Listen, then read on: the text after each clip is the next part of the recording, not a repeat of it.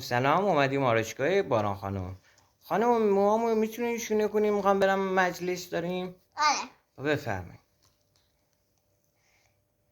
یه در بیاری. جناب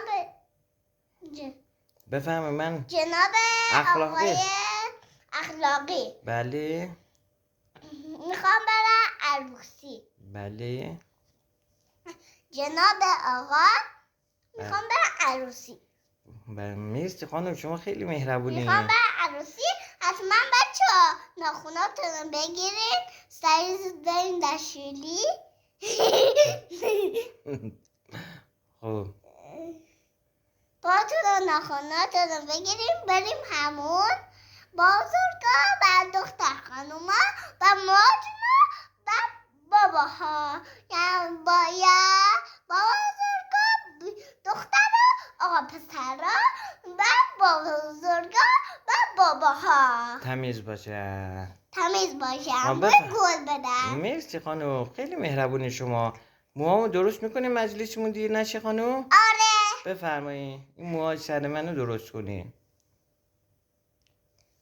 بچه ها یادتون باشه ناخوناتون رو بگیریم بریم همون. باش.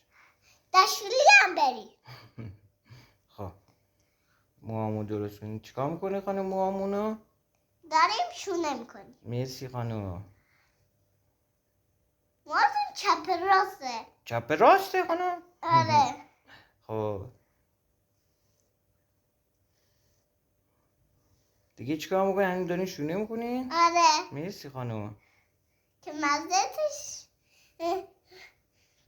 عروسیتون دیر میشه. آره برامون سریع منو درست کنین، موهامونو ببافین یا موهامونو ببن، هر کدوم به صورتم میاد همون کارو بکنین خانم. آشغالتون داره میریزه. چاچکان بکنین. خب اینا چیه خانم وسیله های کارتون؟ وسایل کارمون چلگیس و اینا، کش و اینا با لاک. بفهمه الان میخوام برای واسه من چیکار کنیم موهامونو؟ هنوز داریم شونه. دست تو دماغتون برای چی شما خیلی بیادب هستی خانم. شما چی آرایشگاه به همه میگین دستاتون رو اینجوری کنین، دستاتون تو دماغتون. بچه ها دارن میبینن فیلم میتونن باید